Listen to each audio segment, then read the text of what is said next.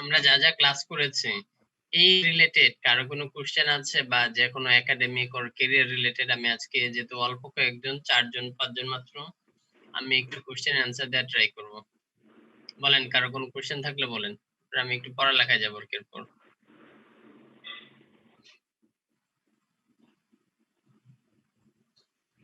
Sir কারো কোনো গত কোশ্চেন নাই? স্যার হ্যাঁ, গতকাল অনেক।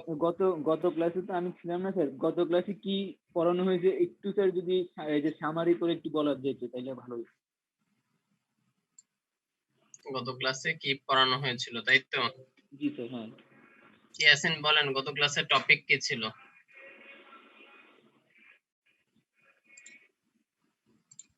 স্যার আমি একটু বাহিরে আছি স্যার, আমি সেই খাতার কাছে নাই আজকে স্যার, একটু বাহিরে, এমনি ক্লাসে উপস্থিত থাকতেছি স্যার। আচ্ছা, বলতে পারবে কে গত ক্লাসে কি পড়ানো হয়েছিল? সজল বা নিলয়? আইএমসি এর পরিকল্পনাগুলো পড়ানো হয়েছিল। আচ্ছা, আর কিছু ছিল? আর কিছু? না, আইএমসি এর পরিকল্পনাগুলো সবগুলো আলোচনা করা হয়েছে।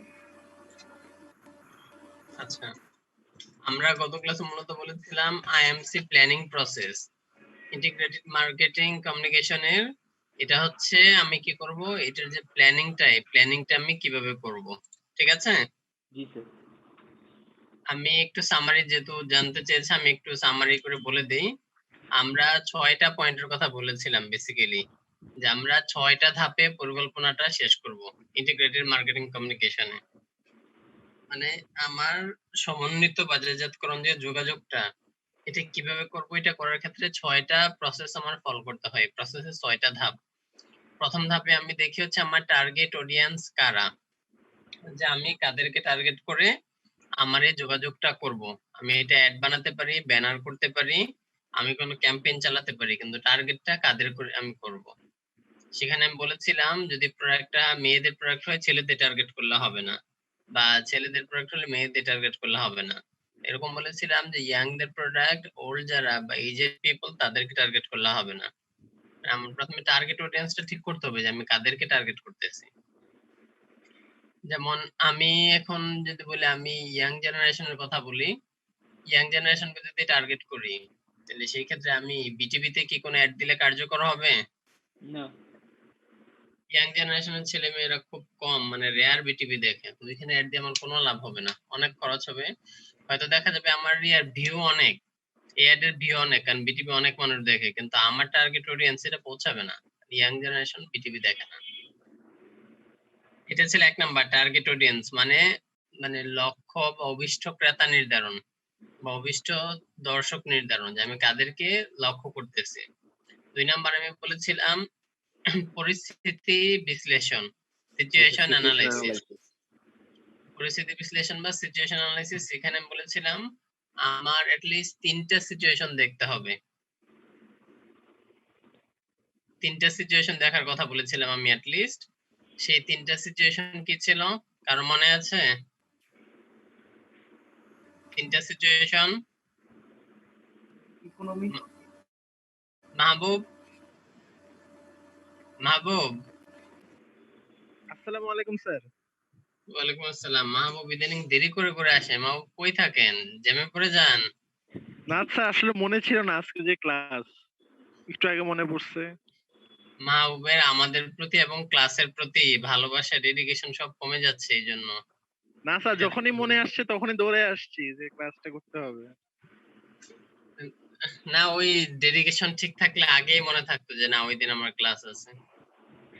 আচ্ছা, মাহবুব গত ক্লাসে তো ছিলেন আপনি, তাই না? জি স্যার। আমরা গত ক্লাসে আইএমসি প্ল্যানিং প্রসেসের কথা বলেছিলাম। জি স্যার। ইন্টিগ্রেটেড মার্কেটিং কমিউনিকেশনে পরিকল্পনাটা কিভাবে করতে হয়। ইন্টিগ্রেটেড মার্কেটিং কমিউনিকেশন সবার মাথায় কিন্তু লিস্ট 5টা জিনিস মাথায় রাখতে হবে ভালোভাবে।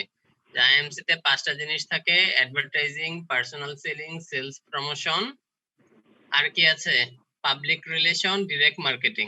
এই 5টা জিনিস লিস্ট থাকবে। মানে আমি যে কোনো কোম্পানি বা প্রোডাক্টের যখন আইএমসি করব, মানে এই 5টা জিনিস করব, 5টা জিনিস মিলে তো আইএমসি, তখন আমার এক নম্বরে মাথায় রাখতে হচ্ছে আমার টার্গেট অডিয়েন্স কারা, মানে আমার অভিষ্ট ক্রেতা বা অভিষ্ট দর্শক কারা, কাদেরকে টার্গেট করে আমি কাজগুলো করতেছি। ঠিক আছে, এটা ঠিক আছে তো? জি জি স্যার। স্যার। আচ্ছা, এরপর হচ্ছে যে কাজটা করতে হয়, আমার টার্গেট অডিয়েন্সকে যখন আমি ঠিক করে ফেললাম কাদেরকে নিয়ে আমি কাজ করব বা কাদের জন্য কাজটা করব, সেকেন্ড স্টেপে চলে আসতে হয়। সেই স্টেপটা হচ্ছে কি সিচুয়েশন অ্যানালাইসিস। সিচুয়েশন অ্যানালাইসিসটা হচ্ছে কি পরিস্থিতি বিশ্লেষণ। এখানে আমি অ্যাটলিস্ট তিনটা জিনিস অ্যানালাইসিস করতে বলছিলাম, তিনটা সিচুয়েশন দেখার কথা। মাহবুব কি কি বলেছিলাম বলেন তো? স্যার মনে নাই। এরপরে আসছে কি অনু আসছে, অনুর কি মনে আছে?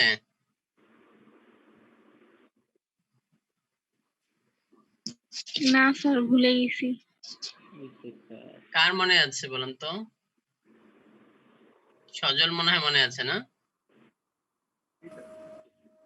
সজল বলেন তো, আমি বলেছেন অ্যাটলিস্ট তিনটা জিনিস দেখার জন্য সিচুয়েশন অ্যানালাইসিসে। একটা কথা বলছেন ইকোনমি, বর্তমান মানে অর্থনৈতিক অবস্থার উপর ডিপেন্ড, হ্যাঁ, তারপর পরিস্থিতিটা দেখতে হবে, তারপর কাস্টমারের পরিস্থিতি বা কাস্টমারকে বিবেচনা করতে হবে। হুম, কম্পিটিশন আর আরেকটা কম্পিটিশন আচ্ছা ওর মনে আছে, আমি আরেকবার একটু বলে দিচ্ছি। সিচুয়েশন অ্যানালাইসিসে বলেছিলাম অ্যাটলিস্ট তিনটা জিনিসের সিচুয়েশন দেখতে হবে। নাম্বার ওয়ান হচ্ছে ইকোনমিক সিচুয়েশন, যে আমি যে কন্ডিশনে আমার আইএমসি টা করব, কোনো অ্যাডভার্টাইজিং করব বা পার্সোনাল সেলিং বা সেলস প্রমোশন যেটাই করি, আমি যে সময়ে করব এই সময়ে দেশের অর্থনীতিটা কেমন, যে জায়গায় আমি করব। যেমন ধরেন এই কিছুদিন আগে করোনার মধ্যে যে অবস্থা গেছে বা এখনো যা যাচ্ছে, এখন যদি নামি দামি রেস্টুরেন্ট গুলো অনেক ভালো অফারও দেয়, তারপর এদের খুব একটা সেল হচ্ছে না। মানে এই সময় না হওয়াটাই স্বাভাবিক। ইকোনমিক কন্ডিশন হচ্ছে মানুষের অনেকের কাছে খুব বেশি আনে টাকা নেয়, দিতে হচ্ছে অনেকে বাইরে খাবার খেতে চাচ্ছে না। সেকেন্ড বলেছিলাম আমি দেখার জন্য কাস্টমার সিচুয়েশন, আমার কাস্টমারদের কি অবস্থা।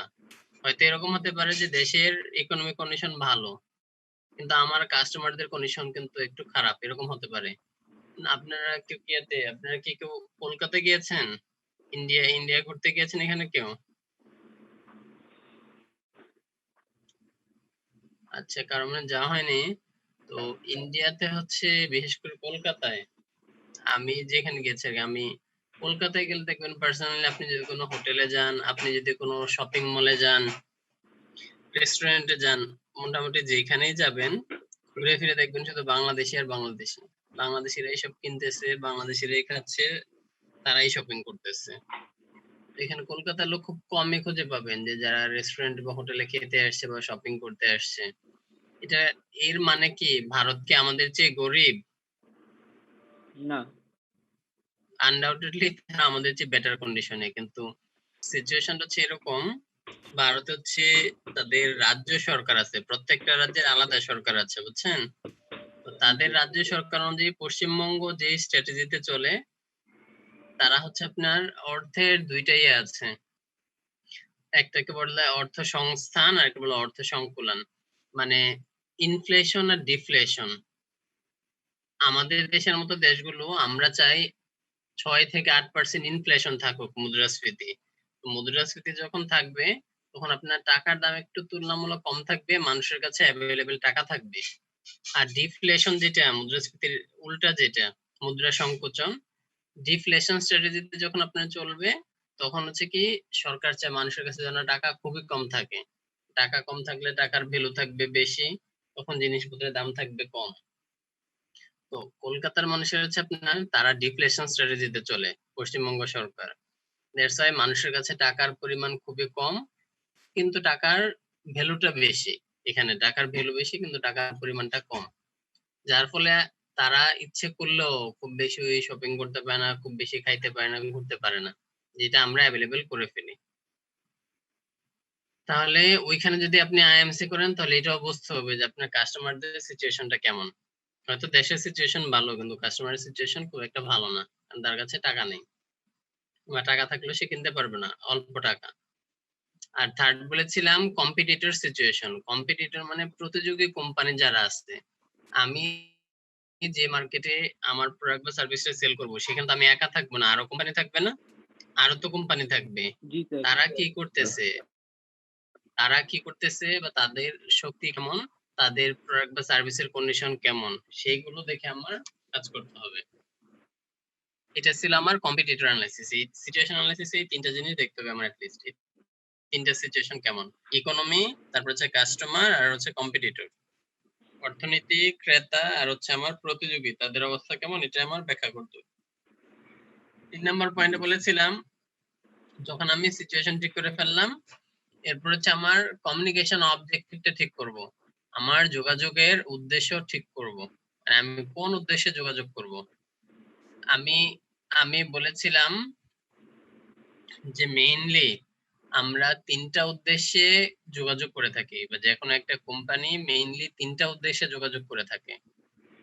সেই তিনটা উদ্দেশ্য ছিল, এক নম্বরে ছিল টু ইনফর্ম দা কাস্টমার, আমি কাস্টমারদের কোনো কিছু জানাবো, আমার একটা প্রোডাক্ট আসছে বা আমার একটা সার্ভিস আছে, এটা ভালো, এটা আমি জানাবো। নাম্বার 2 বলেছিলাম টু পারসুয়েড, তাদের আমি প্ররোচিত করব, যে আমার প্রোডাক্ট বা সার্ভিসটা তাদের কেনার জন্য আমি বলবো যে আমারটা অন্যদের চেয়ে বেটার, বা অন্যদের চেয়ে কম দামি, আপনি কেন নিচ্ছেন এরকম, আপনি মিস করতেছেন। আর নাম্বার 3 বলেছিলাম কাস্টমারকে আমি কি করব, আমি প্রথমে হচ্ছে তাকে ইনফর্ম করলাম, পারসুয়েট করলাম কেনার জন্য। নাম্বার 3 হচ্ছে তাকে আমি রিমাইন্ড করে দেব, টু রিমাইন্ড, আমি তাকে রিমাইন্ড করে দেব যে আমার এই প্রোডাক্ট বা সার্ভিসটা আছে, আপনি হয়তো এটা কিনতে ভুলে গেছেন, আপনি কিনে ফেলেন, বা আমার এই অফারটা আছে আজকেই শেষ, আপনি অফারটা অ্যাকসেপ্ট করে নেন বা নিয়ে নেন। যে মাঝে মধ্যেই বলে আর মাত্র 7 দিন বাকি, বা আজকে এই অফারের শেষ দিন, এরকম যে বিভিন্ন আমাদের মেসেজ বা ইয়েগুলো দিয়ে থাকে অ্যাডভার্টাইজিং, এগুলোকে বলা হয় রিমাইন্ডার অ্যাড। মূলত হচ্ছে এই তিনটা। ঠিক আছে, আমাদের সাথে আজকে পড়ায় জয়েন করেছে একজন Nusrat Papiya, brand new face. সবাই কি চেনেন ওনাকে? না স্যার, কোনোদিন ক্লাসে দেখি নেই। এই পাপিয়া কি শুনতে পাচ্ছেন? Maybe connection lost. পাপিয়া কি শুনতে পাচ্ছেন? ও তো আছে কিন্তু কথা তো বলে না। আচ্ছা, শুনতে পাচ্ছে না মেবি। স্যার ও এখনো মানে ফার্স্ট টাইম ক্লাসে ঢুকছে, ও এখনো জানে না যে কিভাবে করতে হয়।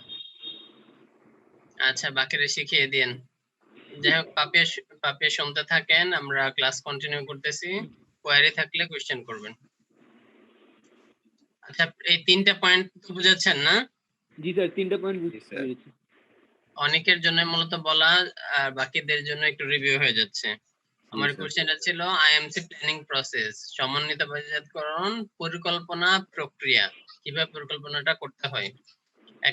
তিনটা পয়েন্ট যেহেতু পাবে বলেছে, যে সামারিটা বলে, 1 নম্বরে বলেছিলাম আমি আমার অভিষ্ট ক্রেতা যারা, তাদেরকে আমি নির্ধারণ করব। সেকেন্ড বলেছিলাম আমার পরিস্থিতি বিশ্লেষণ করব। আর 3 নম্বরে বলেছে আমার কমিউনিকেশন বা যোগাযোগের যে বাজেট, উদ্দেশ্যটা নির্ধারণ করব। এরপর আসি 4 নাম্বার এসে বলেছিলাম আমার ডিটারমাইনিং বাজেট, কমিউনিকেশন বাজেটটা ঠিক করব, আমার যোগাযোগের বাজেট নির্ধারণ করব। এটা হচ্ছে 4 নাম্বার পয়েন্ট। বাজেটের সংজ্ঞা বলেছিলাম, পরিকল্পনাকে সংখ্যায় প্রকাশ করলে তাকে বলা হয় বাজেট। যখন সংখ্যায় নিয়ে আসা হয়, টাকা পয়সা এরকম নিয়ে আসা হবে সংখ্যায়। তো বাজেট নির্ধারণের ক্ষেত্রে বলেছিলাম বাজেটটা নির্ধারণ করে সাধারণত কোম্পানি কয়টা ওয়েতে, সজল?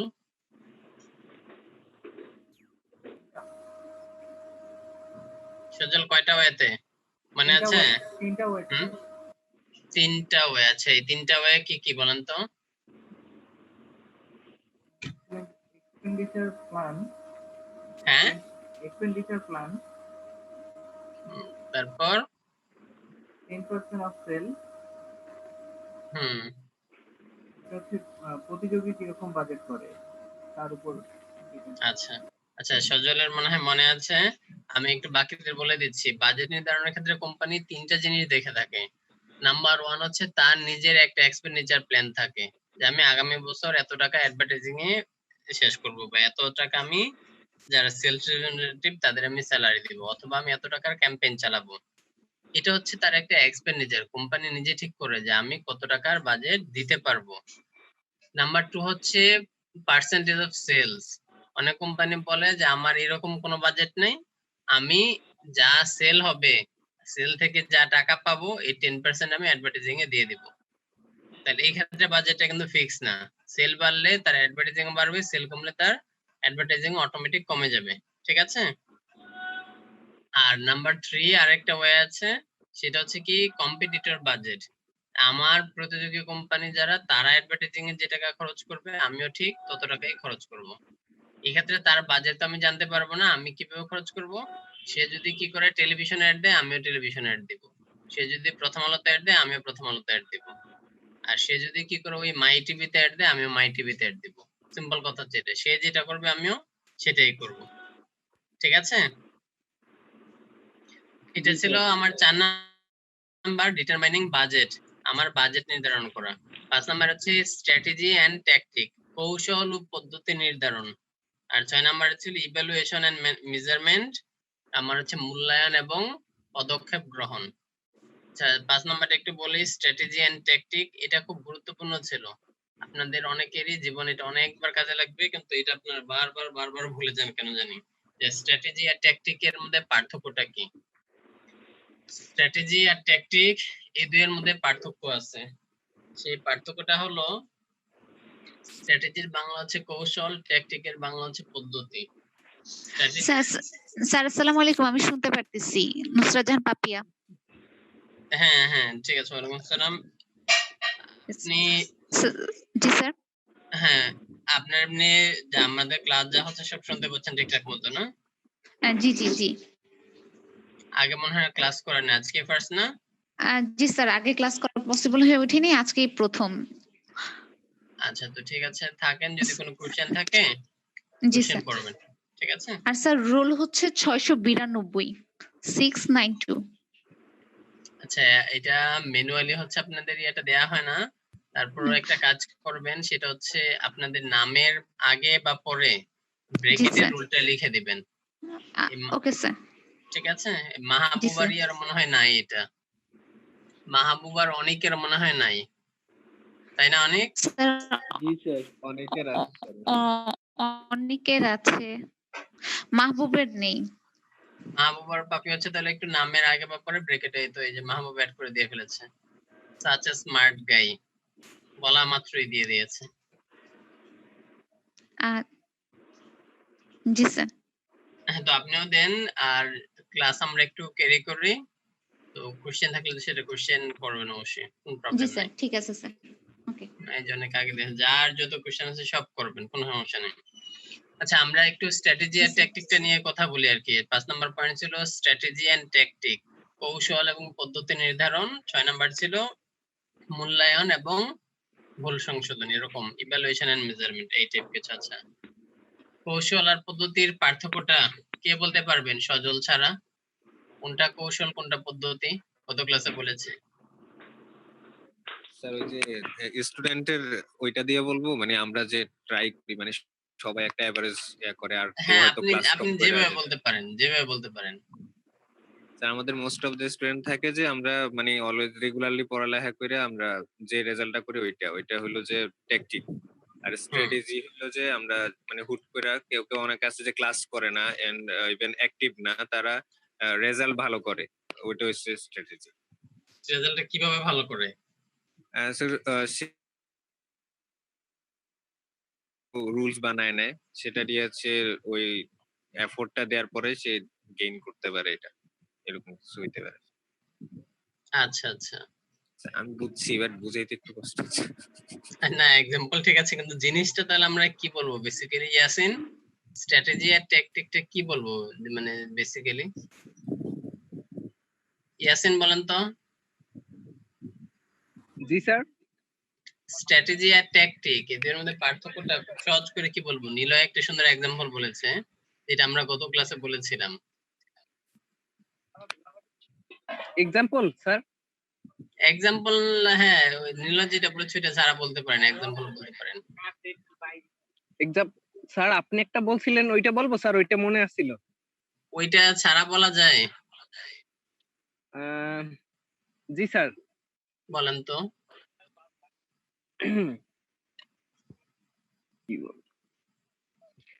স্যার আমি সহজভাবে বাড়ি যাইতে পারি একটা রোড দিয়ে, তাছাড়া যদি ওইটা হচ্ছে মানে পদ্ধতি, আর স্ট্র্যাটেজি হচ্ছে যদি আমি শর্ট কোনো পথ অবলম্বন করি। আচ্ছা, কিছুটা ঠিক আছে। এই নিয়ে নুসরাত বলেন, নুসরাত মনে হয় বলতে যাচ্ছে, বলেন।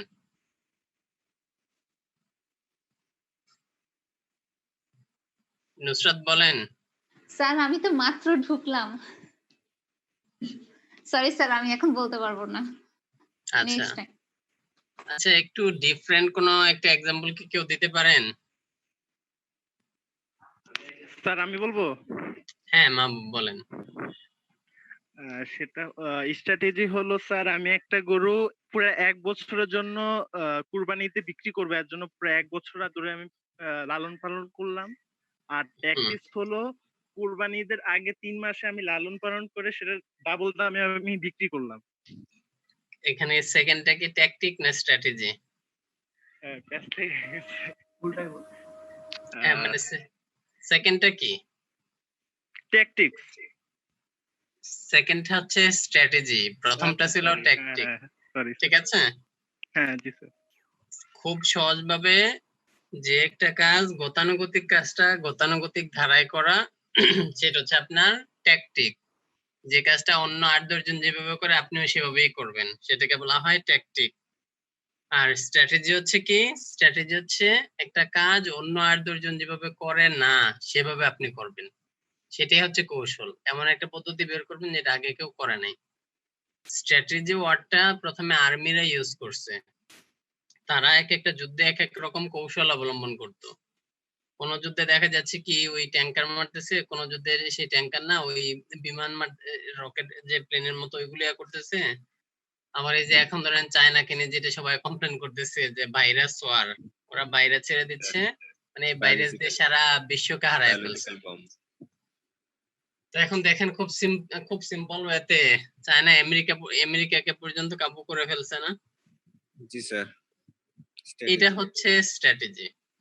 একবারে সিম্পল এক্সাম্পল, এটা হচ্ছে স্ট্র্যাটেজি। আর এটা যদি ট্যাকটিক হতো তাহলে কি হতো?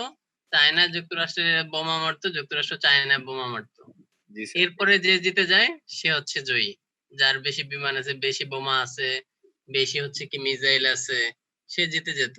সেটা ছিল ট্যাকটিক। গতানুগতিক ওয়েতে কোনো কিছু করা, সেটা হচ্ছে ট্যাকটিক। আর স্ট্র্যাটেজি হচ্ছে এমন ভাবে আমি কাজটা করবো যেটা 8-10 জন করতে পারে না বা করে না, পারলেও করে না। বুঝতে পেরেছেন? জি স্যার, অন্য এতে করা আমার মতো করে।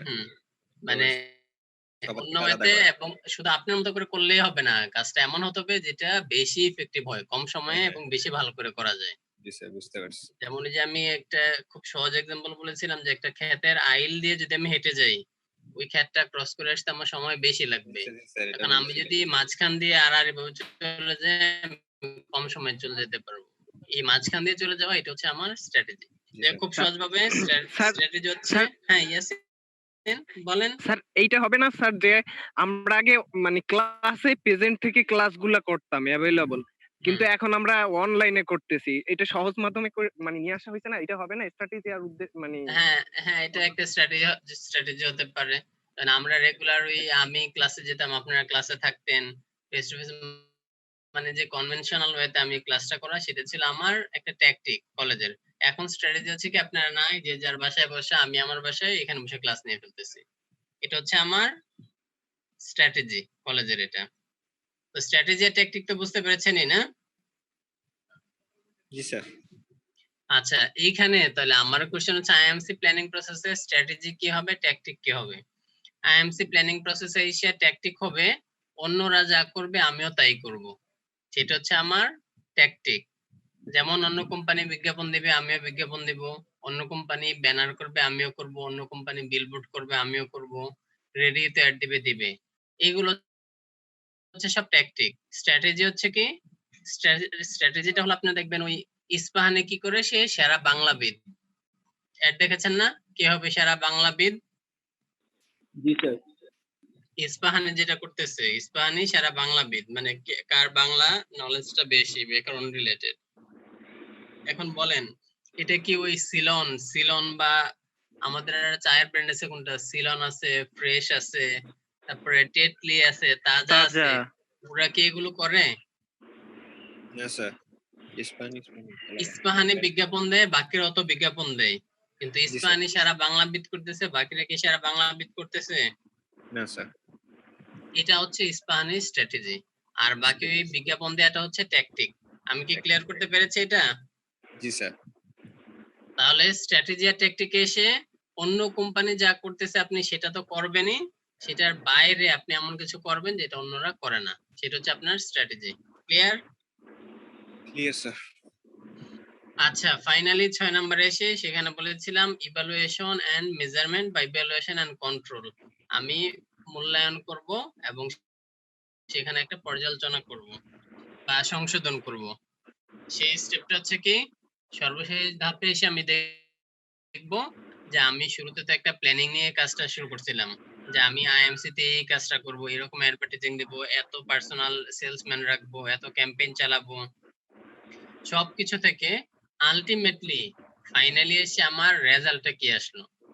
যেমন আপনারা একটা জিনিস জানেন কিনা, যে কোনো কোম্পানি তাদের যে সেলস টিম থাকে, ওরা মাসের শুরুতে প্রতি মাসে একটা সেলস টার্গেট সেট করে নেয়, বছরের শুরুতে একটা টার্গেট সেট করে, এটাকে আবার মান্থ ওয়াইজ ভাগ করে নেয়, প্রতি মাসে ভাগ করে নেয়, মাস শেষে সে টার্গেট অ্যাচিভ হলো কিনা এটা কিন্তু প্রতি মাসে কিন্তু রিভিউ হয়, এবং না হলে কেন হলো না, কোন আমাদের কোন স্টেপটা বা কোন মেজারটা নেওয়া হয় নাই, সামনে এটা ঠিকমতো নিতে হবে, এই কাজগুলো সব করে। এটা হচ্ছে তাদের একটা ইভালুয়েশন এন্ড কন্ট্রোল। প্রত্যেকটা কোম্পানিও যখন তার একটা কি করে আইএমসি গোল বা অবজেক্টিভ নেয়, সেখানে বলে নেয় যে সেই বিজ্ঞাপন দিবে বা বিলবোর্ডে অ্যাড দিবে, এগুলো থেকে তার কেমন ইনকাম চাই, কেমন সেল জেনারেট করতে হবে। মেয়াদ শেষে সে আবার দেখবে যে তার এখান থেকে ওই পর্যায়ে কাস্টমারের সাড়া পাইছে কিনা, সেলস বাড়ছে কিনা, অথবা হচ্ছে তার হচ্ছে কোম্পানির যে ব্র্যান্ড আছে, ব্র্যান্ড ইকুইটি তৈরি হয়েছে কিনা, এই জিনিসগুলো সে দেখবে। যদি দেখে যে না ঠিকঠাক মতো হয়েছে, তাহলে কি করবে, যে নেক্সট ইয়ারে বা পরবর্তী আইএমসি তে তার আরো বেশি, আরো রোবাস্ট হতে হবে, আরো কার্যকর অ্যাক্টিভিটিস নিতে হবে, যেন আগের বছরের চেয়ে আরো বেটার হয়। আর যদি এরকম দেখে যে না আমার আগের যেটা টার্গেট ছিল সেই টার্গেটটা আমার অ্যাচিভ হয়নি, তাহলে হচ্ছে সে ভুলগুলো ঠিক করবে, যে আমার কোন কোন জায়গায় ভুল হয়েছে, এই জিনিসগুলো রেকটিফাই করে নেক্সট ক্যাম্পেইনে সে যাবে, নেক্সট আইএমসি তে যাবে। না এই হচ্ছে আইএমসি প্ল্যানিং প্রসেস ছিল। ঠিক আছে, অনেক যেহেতু বলেছে তাই আমরা গত ক্লাসেটা আর একটু রিভিউ করলাম। আজকে আমরা যে জিনিসটা জানবো সেটা হচ্ছে সর্বশেষ একটা ব্র্যান্ড তৈরিতে বা ব্র্যান্ড ইকুইটি তৈরিতে আইএমসির ভূমিকাটা কি, সমন্বিত বাজারজাতকরণ যোগাযোগের ভূমিকা কি, এটা হচ্ছে সর্বশেষ কোশ্চেন, এটা দিয়ে চ্যাপ্টার শেষ। কোশ্চেনটাকে বুঝতে পেরেছে সবাই? জি স্যার। কোশ্চেনটা আরেকবার বলতেছি, একটি IMC ব্র্যান্ড গঠনে বা একটি ব্র্যান্ড তৈরিতে অথবা ব্র্যান্ড ইকুইটি তৈরিতে সমন্বিত বাজারজাতকরণ যোগাযোগের ভূমিকা কি? ঠিক আছে, কোশ্চেন তো সবাই বুঝতে পেরেছে? জি স্যার, কোশ্চেন বুঝতে পেরেছি। তাহলে একটু অ্যানসারে চলে যাই। ওকে।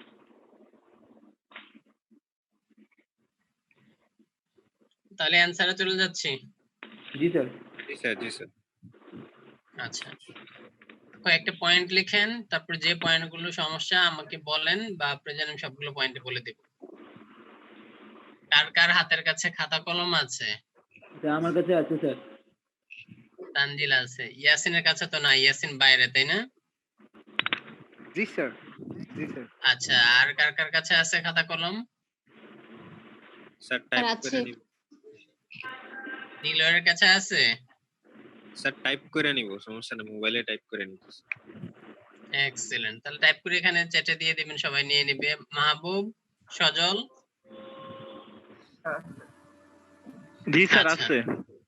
আচ্ছা, আমরা একটু তাহলে কয়েকটা পয়েন্ট লিখি, মানে কিভাবে একটা ব্র্যান্ড গঠনে আইএমসি ভূমিকা রাখতেছে, এরপর আমরা একটু আলোচনা করে বলতেছি, যার যেটা প্রবলেম হয় বলবেন, আমি বলে দেব। হ্যাঁ, প্রথমে এক নাম্বারে লিখেন,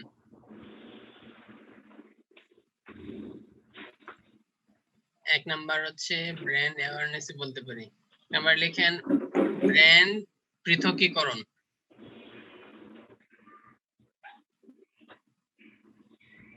জি স্যার, লিখেছি, ব্র্যান্ড পৃথকীকরণ। নাম্বার হচ্ছে ব্র্যান্ড পৃথকীকরণ, লেখা হয়েছে তো না, ব্র্যান্ড ডিফারেন্সিয়েশন বা ব্র্যান্ড পৃথকীকরণ, ঠিক আছে?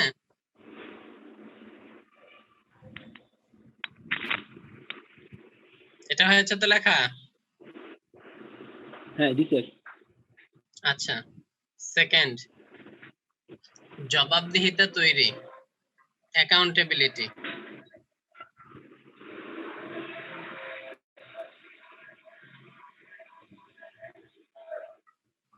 জবাবদিহিতা তৈরি লিখেছি স্যার। আচ্ছা,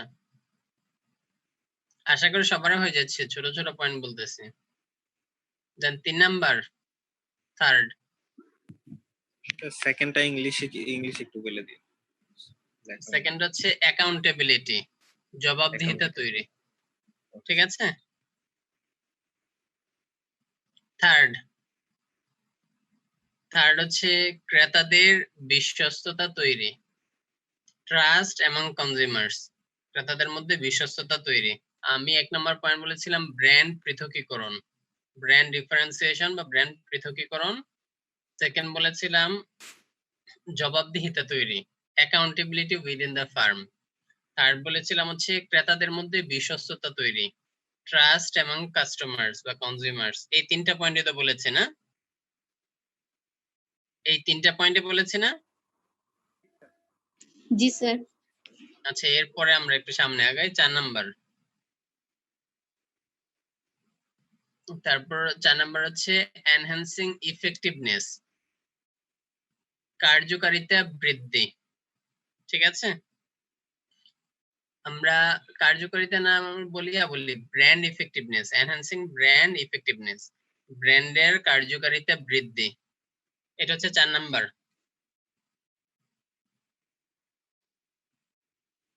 এটা কি লেখা হয়েছে সবার? স্যার 3 নাম্বার লিখেছি স্যার, ক্রেতাদের বিশ্বস্ততা তৈরি। হ্যাঁ, 4 নাম্বারটা হচ্ছে ব্র্যান্ড কার্যকারিতা তৈরি, না ব্র্যান্ড কার্যকারিতা বৃদ্ধি, এনহ্যান্সিং ব্র্যান্ড ইফেক্টিভনেস, ঠিক আছে? জি স্যার ঠিক আছে। আচ্ছা, এনহ্যান্সিং যেহেতু বলেছি, আমাকে বলেন তো এনহ্যান্স মানে বৃদ্ধি করা, ইনক্রিজ মানে বৃদ্ধি করা, এই দুইটার মধ্যে পার্থক্য কোথায়? এনহ্যান্স আর ইনক্রিজ,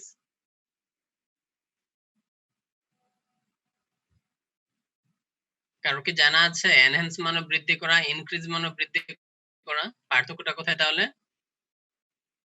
না স্যার এটা তো জানা নেই স্যার। স্যার আমি একটু যদি বলি, হ্যাঁ হ্যাঁ শিওর। স্যার এনহ্যান্সটা মেবি স্যার আমার জানা মতে এটা হচ্ছে গিয়ে স্যার একদম মানে পিউরিফাই করা কোনো কিছুকে একদম সলিড ভাবে ইয়ে করা। আর আর স্যার আর ইনক্রিজ, ইনক্রিজ করাটা জাস্ট বর্ধিতকরণ, জাস্ট কোনো কিছুকে কোনো কিছুর পারফরমেন্স বা যে কোনো কিছু জাস্ট বর্ধিতকরণ বোঝায় স্যার। কিছুটা হয়েছে, আমি এক্স্যাক্টলি হচ্ছে পার্থক্যটা এরকম, কোনো কিছু সংখ্যাত্মক বৃদ্ধি পেলে সেটাকে বলা হয় ইনক্রিজ, মাথায় রেখেন একটু, কোনো কিছু সংখ্যাত্মক বৃদ্ধি পেলে তাকে বলা হয় ইনক্রিজ। যেমন আমি বললাম চালের দাম কেজিতে 10 টাকা বেড়ে গেছে, তাহলে আমি এই ক্ষেত্রে বলবো price of rice has been increased by 10 taka per KG, ঠিক আছে? এটা তো ক্লিয়ার।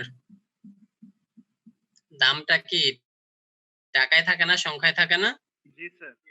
তো সেই সংখ্যায় বেড়ে গেছে, সেটাকে আমরা বলতেছি ইনক্রিজ। আর এনহ্যান্স কি বলবো? আমি বললাম যে ওই অনার্স পড়ে বা বিবিএ করে আমি বললাম যে সজলের জ্ঞান বেড়েছে, বা পড়াশোনা করে ছাত্রছাত্রীদের জ্ঞান বেড়েছে, এই ক্ষেত্রে আমি বলবো due to education or due to study knowledge of the students have been enhanced, জ্ঞান বেড়েছে। এই বাড়াটা কি সংখ্যায় বাড়ে? না স্যার। তাহলে যেখানে সংখ্যাত্মক বাড়বে সেখানে আমরা ইউজ করব ইনক্রিজ, আর যেখানে সংখ্যা না গুণগত মানে বাড়বে সেটাকে আমরা বলবো এনহ্যান্স, ঠিক আছে? এটা বুঝতে পেরেছে? জি স্যার। ইংলিশ বেশ কিছু ওয়ার্ড আছে আমরা সিনোনিম হিসেবে ইউজ করি, যদিও সিনোনিম, কিন্তু এই দুইটা ওয়ার্ডের মাঝখানে একটু কিন্তু পার্থক্য থাকে, এটা মাথায় রাখতে হবে। যেমন প্রকিউর আর হচ্ছে পারচেজ বা বাই আর পারচেজ এইগুলোর মধ্যে একটু পার্থক্য আছে, যদিও প্রত্যেকটার অর্থই ক্রয় করা, কিন্তু একটু কিন্তু পার্থক্য আছে। বাই আর পারচেজ এই দুইটার মধ্যে কি জানা আছে কারো পার্থক্যটা কি? মার্কেটিং এর লোক হিসেবে এটা জানা দরকার। স্যার বাই মানে তো স্যার যে ক্রয় করা, পারচেস মানেও তো ক্রয় করা হয়। মানে পার্থক্য আছে একটু, পার্থক্যটা কোথায়? হুম স্যার ঠিক এটা জানা নেই স্যার। এটা কি এরকম হয় স্যার যে পারচেস মানে স্যার টাকা দিয়ে ক্রয় করা, আর বাই মানে হচ্ছে যে যে এভাবেই মানে টাকা ছাড়া ক্রয় করা এরকম? আর আর কেউ একটু শুনি, আইডিয়াটা শুনি, আর আর কারো কোনো আইডিয়া আছে কিনা? ব্যবসায়িক পণ্য ক্রয় বিক্রয়ের ক্ষেত্রে মনে হয় পারচেসটা ইউজ করা হয়, আর বাকি সবের ক্ষেত্রে বাই। আচ্ছা, মাহবুব বলেছে কিছুটা ঠিক আছে। মাহবুব স্যার মেবি স্যার ক্রেতা মানে আমাদের লোকাল যে ক্রেতা থাকে, মানে আমি ওইটা ইয়া করবো না, আর কি বলে স্টোরেজ করবো না। এর জন্য যদি আমি মানে বিক্রয় করার জন্য যদি আমি না ক্রয় করি, আমি যদি নিজে ভোগ করার জন্য ক্রয় করি, তাহলে সেটা বাই। আর যদি পারচেসে এটা হচ্ছে যে আমি যদি আবার ওটা প্রসেসিং করে যদি বিক্রি করি, বা আমি ওটা যদি অন্য আরেকটা উপায় মধ্যম উপায়ে যদি ইয়ে করে ইউজ করি, তাহলে এটা পারচেস হয় আচ্ছা, মেবি। না এটা ঠিক আছে। এটা আর একটু এটা হচ্ছে বেসিক্যালি ডিফারেন্স হচ্ছে বাই আর পারচেজের মধ্যে বাইটা হচ্ছে একটু ইনফর্মাল, ঠিক আছে, একটু ইনফর্মাল। আমি ওই বাইরে গেলাম, বাইরে গিয়ে আমি একটা কিছু দেখলাম, দেখে কিনে ফেললাম, এটা হচ্ছে বাই। আর পারচেজ হচ্ছে, পারচেজ বা প্রকিউর যেটা, ওইটা হচ্ছে একটু ফর্মাল।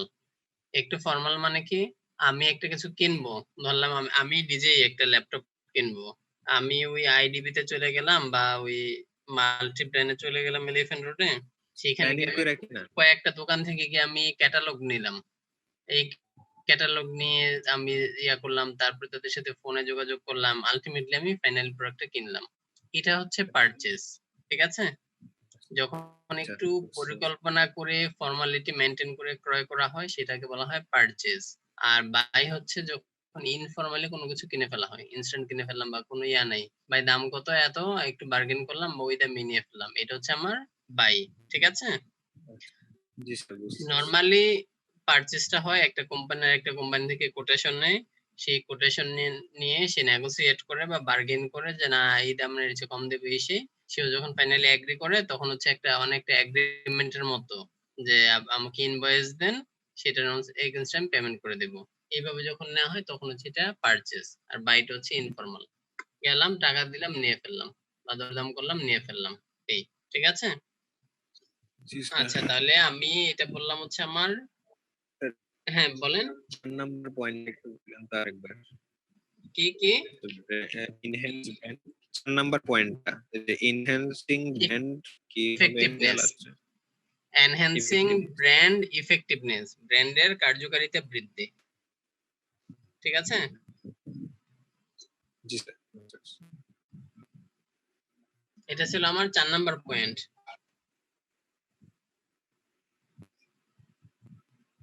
ঠিক আছে। জি স্যার, জি স্যার, লিখছি। আচ্ছা, তারপর 5 নাম্বার পয়েন্ট হচ্ছে আমি যে এটা করি,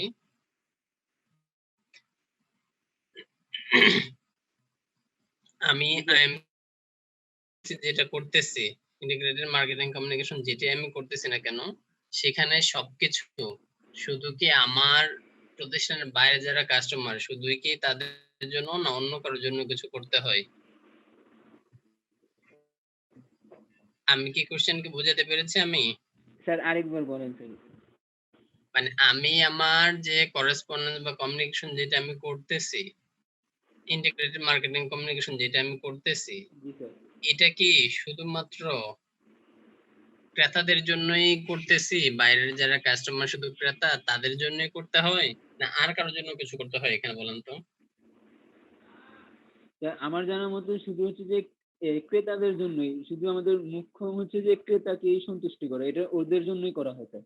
আচ্ছা, আমি একটা এক্সাম্পল বলি, আমাকে এক্সাম্পলটা থেকে অ্যানসার দেন আপনারা। জি স্যার। এক্সাম্পল হচ্ছে আপনি একটা সাবান ধরে নিয়ে আসছেন মার্কেট, একটা সাবানের কথাই বললাম। এই সাবানের খুব চমৎকার অ্যাড করেন, খুব চমৎকার হচ্ছে প্রমোশন চালান।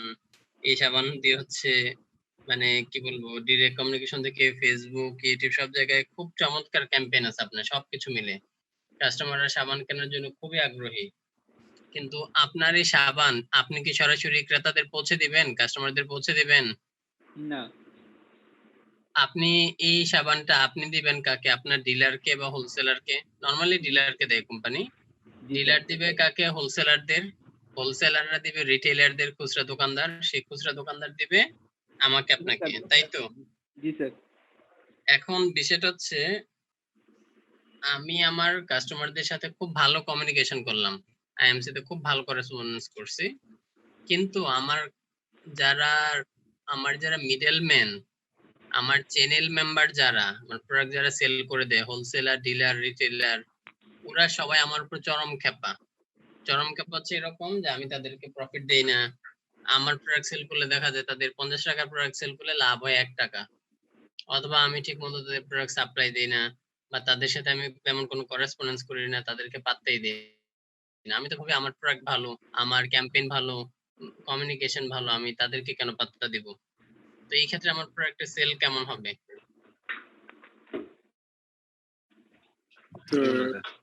ভালো হওয়ার কথা। হুম ভালো হবে না। ভালো হবে না বলতে কি, তাহলে সমস্যা আপনার স্যার ওইটা। রিটেলার বা মাঝখানে মিডলম্যান যারা, ডিলার, হোলসেলার, ওরা পারলে আমার প্রোডাক্ট পারলে নিচে ফেলে দিয়ে অখ্যাত প্রোডাক্ট উপরে রেখে দিবে, যে আমাদের তো কোনো পাত্তাই দেয় না, আমরা এই প্রোডাক্ট কেন সেল করব? আমার আচ্ছা, প্রোডাক্ট খারাপ হোক, আরেক কোম্পানি আমার খোঁজ খবর নেয়, আমাকে প্রফিট দেয়, আমি তারটা সেল করব। দেখুন আপনার জি। কাস্টমার ইয়া করতেছেই না, ওরা সেল করতেই যাচ্ছে না, কাস্টমারের গিয়ে দোকানে খুঁজেও পাবে না। ওই দোকানদার বা যে রিটেলার, সে কাস্টমারকে বুঝাবে যে আরে ভাই, এটা প্রোডাক্ট ভালো না, ওইটা নেন, ওইটা ভালো। জি স্যার, বুঝতে এটা পারছেন? হয়। আপনি বেশিরভাগ ক্ষেত্রে এলাকার মধ্যে দোকান অনেক জায়গায় গেলে দেখবেন, অনেক ক্ষেত্রে একটা প্রোডাক্ট ভালো না, তাও আপনাকে এসে বোঝাচ্ছে, কনভিন্স করতেছে, না ওইটা নেন, ওইটা ভালো, কারণ ওইটাতে তার প্রফিট আছে, বা ওইটা থেকে সে অ্যাডভান্টেজ পায়। বুঝতে পারছেন? জি স্যার। ভালো তাহলে ব্যবহারের জন্য স্যার দিয়ে দেয় অনেক প্রোডাক্ট হুম, বিক্রি করে। তাহলে আমি শুধু কাস্টমারদের সাথে যে যোগাযোগ করব, কাস্টমারদের সাথে সবকিছু করব, এটা করলেই হবে না। কিন্তু আমার যারা চ্যানেল মেম্বার, আমার চ্যানেল থেকে একবারে ক্রেতা পর্যন্ত পৌঁছাতে যারা চ্যানেল মেম্বার আছে, আমার সাপ্লায়ার আছে, আমার ডিলার, হোলসেলার, রিটেইলার, তাদের সাথেও কি আমার একটা কমিউনিকেশন করতে হবে না? তাদের সাথেও যোগাযোগ রাখতে হবে। জি স্যার। জি স্যার। এই কাজটাও আইএমসির একটা পার্ট। শুধু কাস্টমার না, আমার যারা চ্যানেল মেম্বার, তাদের সাথে আমি ঠিকমতো যোগাযোগ করতে হবে। ঠিক আছে? জি 5 স্যার। নাম্বার পয়েন্ট লেখেন এটা। 5 নাম্বার পয়েন্ট হচ্ছে মার্কেটিং চ্যানেল যোগাযোগ রক্ষা,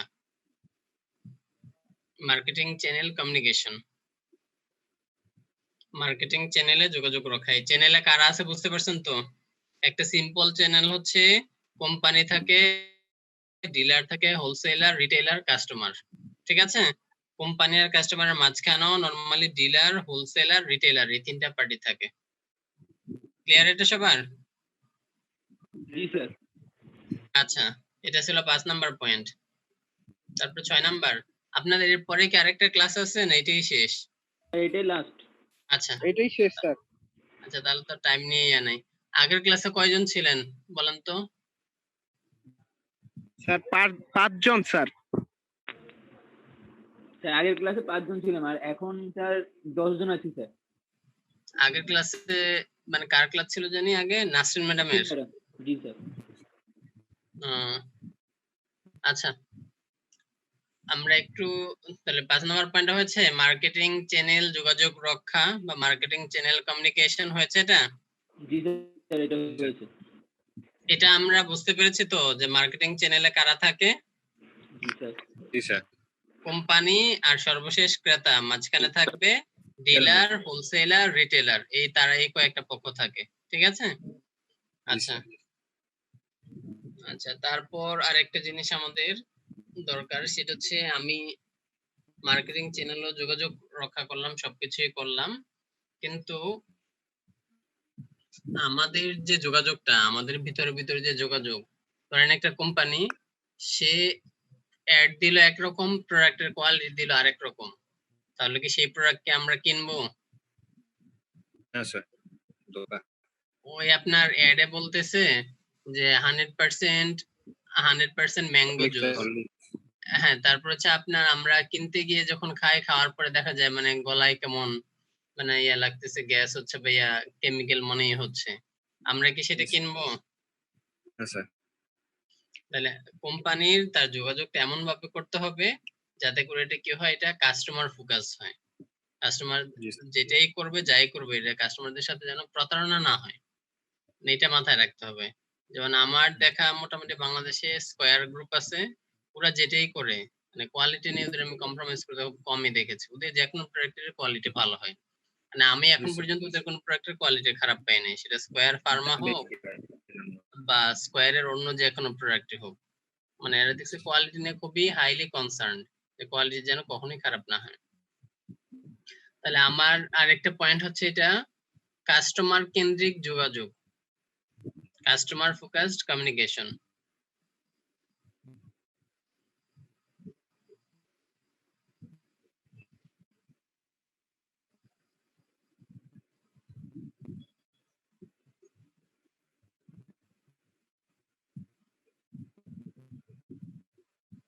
হয়েছে এটা?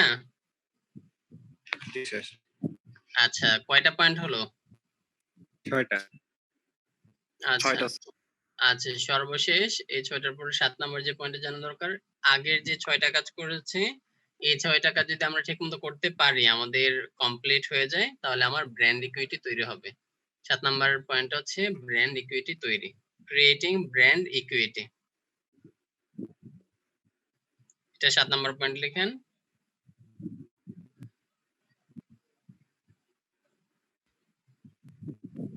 7 নাম্বার পয়েন্টই হবে ব্র্যান্ড ইকুইটি। হ্যাঁ, ক্রিয়েটিং ব্র্যান্ড ইকুইটি। আগের 6টা কাজ যদি আমি করতে পারি তাহলে হচ্ছে আমার ব্র্যান্ড ইকুইটিটা তৈরি হয়ে যাবে।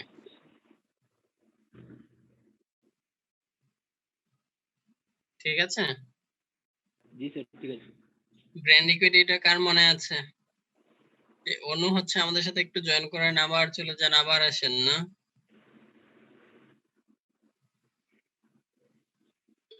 স্যার আমার নেট প্রবলেম করে। তাহলে তার কিছু করার নাই। ব্র্যান্ড ইকুইটিটা কে বলবেন? স্যার এটা কি অ্যানালাইসিস করা স্যার, মানে পুরো ইয়েটা পুরো প্রসেসটা দেখার পরে এটাকে অ্যানালাইসিস করা এমন কিছু আমি চলে গেছি। না না, ব্র্যান্ড ইকুইটিটা আমি বলে দিচ্ছি, তবে নরমালি হচ্ছে ধরেন আমি আপনাকে বললাম ঢাকা থেকে চাঁদপুর কিভাবে যাবেন, ওই যে ইলিশ খেতে অনেক মানুষ চাঁদপুর যায়। তো এই ক্ষেত্রে হচ্ছে আপনি বলতে হবে আপনার যেখানে বাসা ওইখান থেকে রিক্সা, সিএনজি বা বাসে সদরঘাট যাবেন, সেখানে কি হচ্ছে কি আপনি টিকিট কাটবেন, তারপরে লঞ্চে উঠবেন, লঞ্চ আপনাকে গিয়ে চাঁদপুর নামায়া দিবে, আপনি চাঁদপুর পৌঁছে গেলেন। মানে এটা হচ্ছে এরকম, আগের 6টা স্টেপ যদি আপনি করে আসেন তাহলে আপনি 7 নাম্বার স্টেপে চাঁদপুর পৌঁছে গেলেন, মানে আপনার ব্র্যান্ড ইকুইটিটা তৈরি হয়ে গেল। ঠিক আছে? ব্র্যান্ড ইকুইটিটা কি কি বলবেন?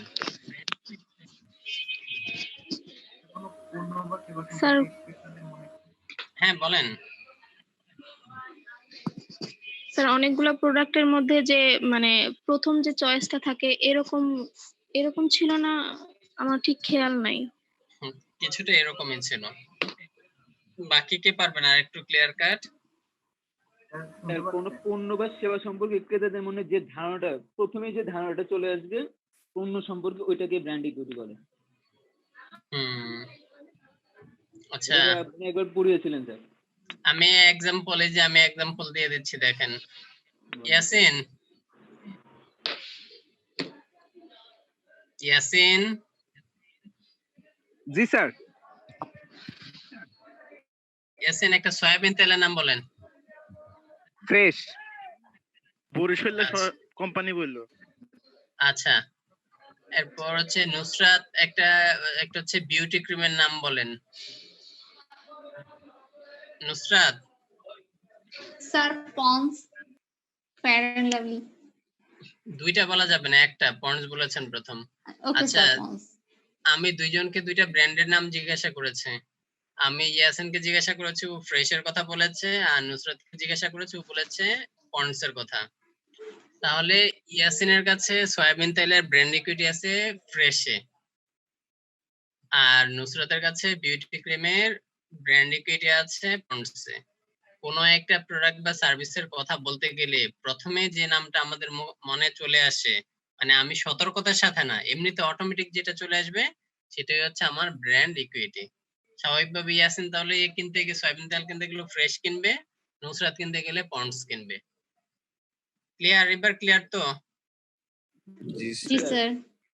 কোনো প্রোডাক্ট বা সার্ভিস সম্পর্কে মনে করতে গেলে যেটা সবার আগে মনে চলে আসবে সেটা হচ্ছে আমার ব্র্যান্ড ইকুইটি।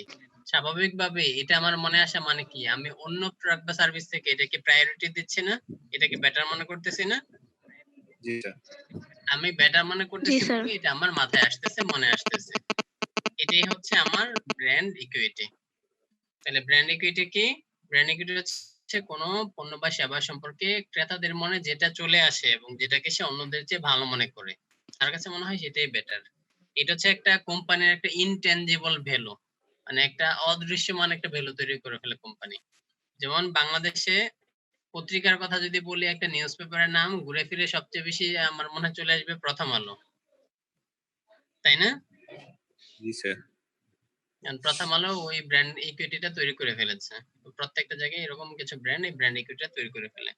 এই 7টা পয়েন্ট দিয়ে আমাদের এই চ্যাপ্টারটা শেষ। আগামী ক্লাসে এই 7টা পয়েন্ট থেকে আমার মনে হয় এখানে কোনোটাই আলোচনা করা বাকি আছে। যদি তারপরে কোনোটা প্রবলেম থাকে কারো আমাকে জানাবেন, আমরা সেটা আবার আলোচনা করব।